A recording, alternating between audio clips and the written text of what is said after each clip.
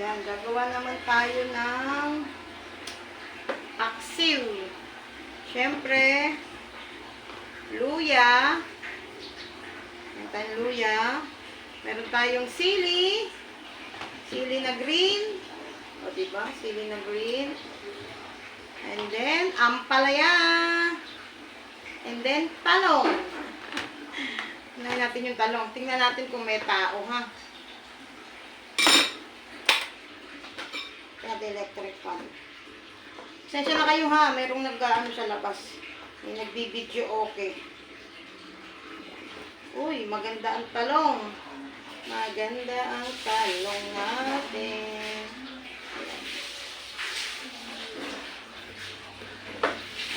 Ngayon, babad natin sa tubig. Masarap kasi sa paksiw na bangos, yung merong, alisin na natin to para sure. Yung merong ampalaya, saka talong. Para sure, tanggalin na natin yan. Malinis, walang tao. Diba? Ano kaya to? Tingnan natin, ha. Wala to. Drawing lang.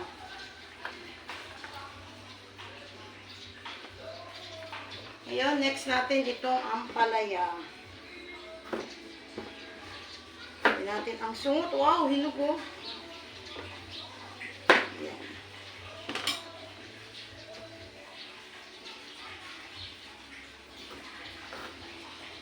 Ay, paling. Napaling ang ampalaya. Ganito na lang. Yan. Isa natin. Ang ganda ng ampalaya, oh. Red na red yung kanyang butong. Hinog na. Yan.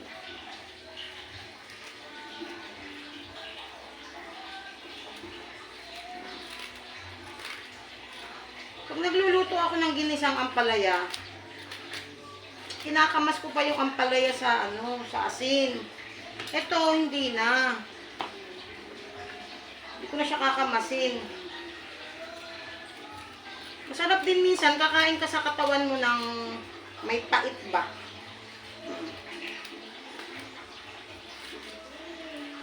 Diba?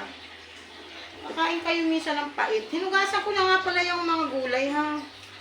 Hinugasan na natin.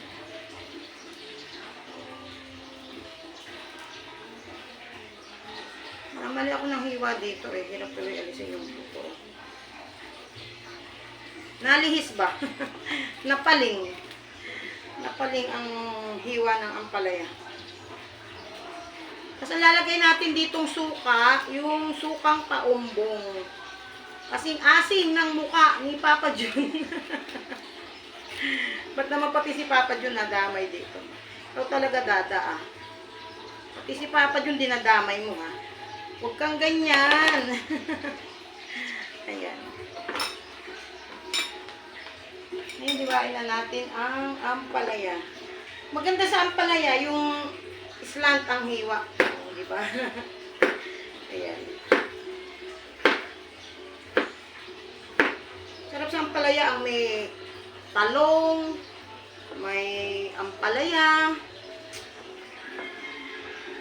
Sira na naman ang diet pagka ito naging ulam ko. Minsan nga gusto ko ito na lang iulam eh, yung ampalaya saka yung yung talong. Ito na lang iuulam ko sa paksiw. Hindi na yung isda. Ayan.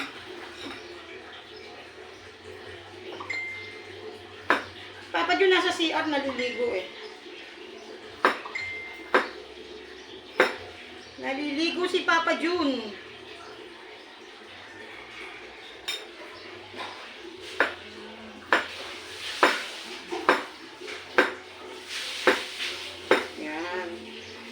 Tayong gulay ng gulay na tayo ng ampalaya. Ere pasili oh. Pero mamaya natin lalagay. Minsan ito, hindi ko na binabalatan eh. Isa kasama na yung balat. Pero ngayon, balatan natin.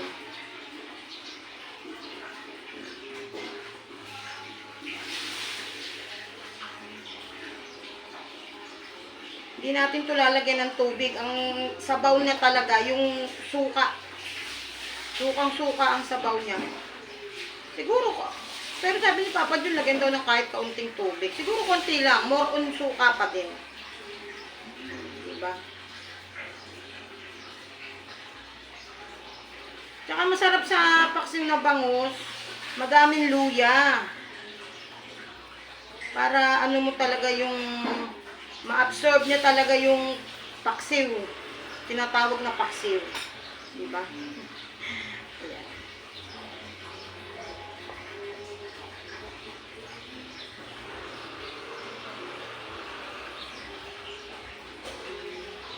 Hindi ko na ita-time-lapse to ha. Okay na yan. Salamat nga po pala sa ano ha, sa mga nanonood ng mga videos namin ni Papa Jun. Yan. Laking tulong po yun pagka pinanonood nyo yung aming video. Lalo si Papa Jun, kailangan po niya ng ano, kailangan po niya ng WH.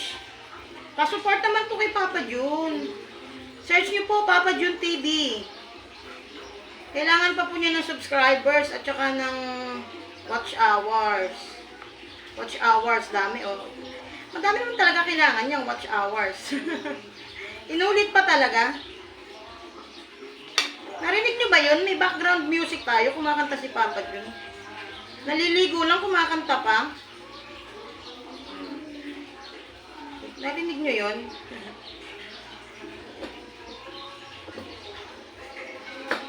Ay, ayoko ng liko-liko ng luya eh. Ang daming tanggal na ginagawa.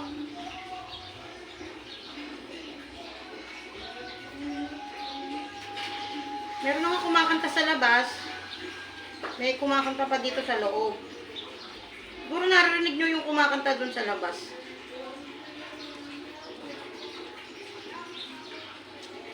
Hindi ko alam, baka meron na namang okasyon doon sa kapitbahay namin doon sa malayo-layong Bagya. Malayo-layo namin kapitbahay. Lagay natin, ultimo maliit. Mahal-mahal kaya ng luya. Kasi hindi mo ilalagay lahat. Diba? Diba narinig nyo, may sound sa labas.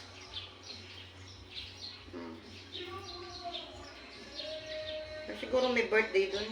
Kung halimbawa maririnig siya dito sa video ko, syempre, mute ko na lang siya. Madali lang naman maglagay ng mute o kaya i-replace nyo. I-replace nyo lang yung, ano, kasi ko na to. Replace nyo lang yung sounds.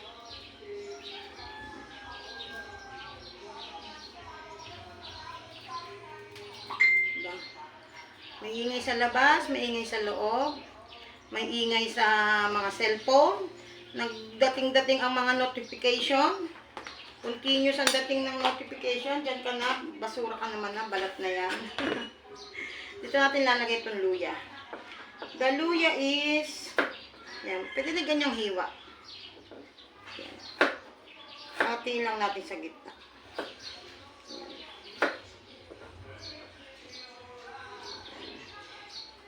Hiwa-hiwa the luya. And then, uy, lumalaban. Lumalaban ang luya. Hindi ko na siya hihiwa. Ano? Bibiyak ko. Okay na yan. Pahaba. Ay, lakas ng sounds natin ha.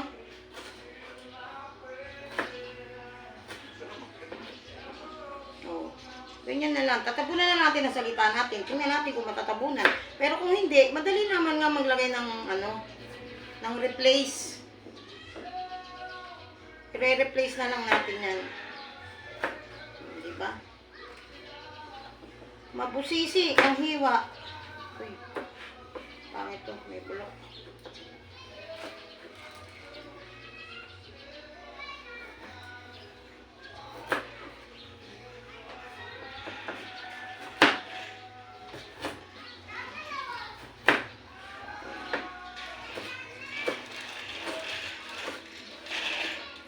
Lalatag lang naman natin ito doon sa kawali kasama ng bangus. So, diba? Sarap kaya ng paksiw na bangus.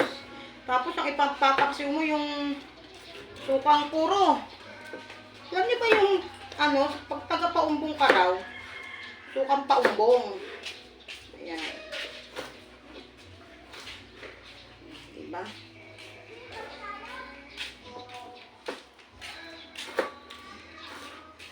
Diretsuhin na natin to, ha? Tugasan ko na yung bangos. Wait lang.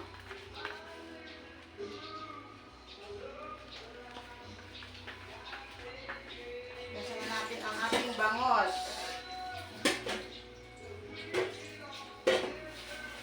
Galing siya sa refrigerator. Ayan, oh, malamig-lamig pa siya, oh. Yes. Diba? Bangusin. Bangus. Basa natin ng mineral.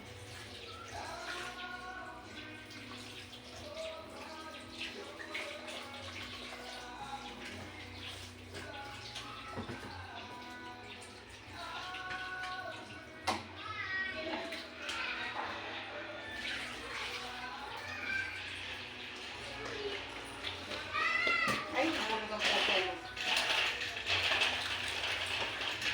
Yan. Now, ihilera na natin.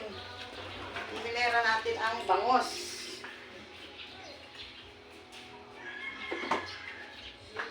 Yan, dyan natin siya ihilera.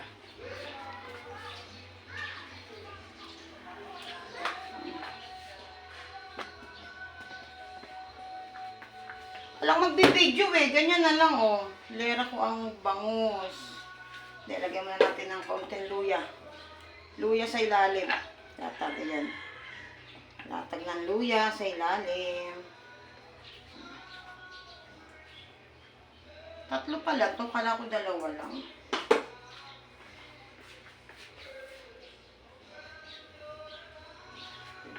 Yan. Walang magbibideo sa atin, kaya ganyan na lang, ha. Hilera natin siya dyan.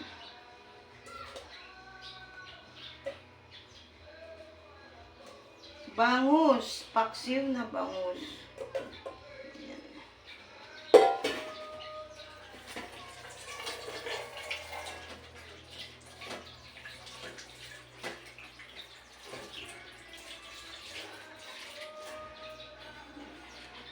Ito na siya.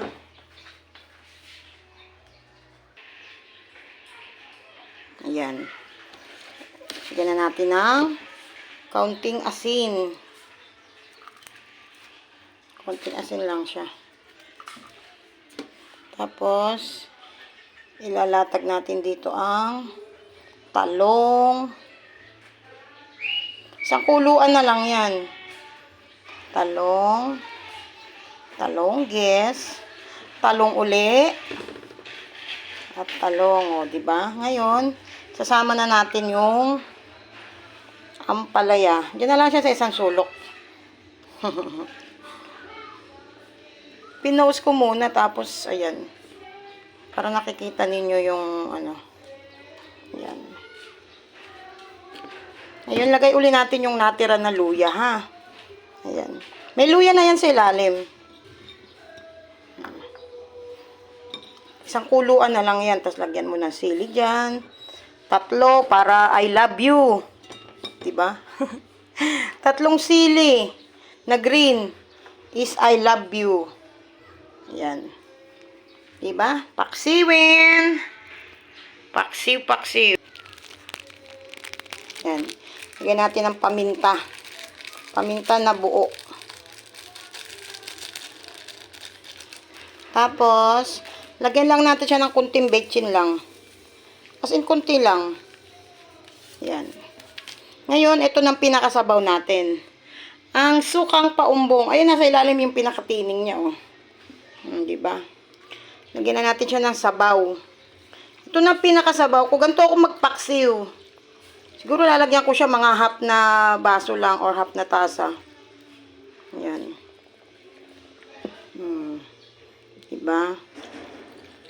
Ganyan tayo magpaksiw na. Ayan. Paksiw na bangus. O, nagtatago sa ilalim ng gulay. Sarap din maraming gulay, eh. Ayan. Buksan na natin ang apoy. O, diba? 1 click ang ating apoy. May apoy agad. Tayo na lang natin siyang kumulo.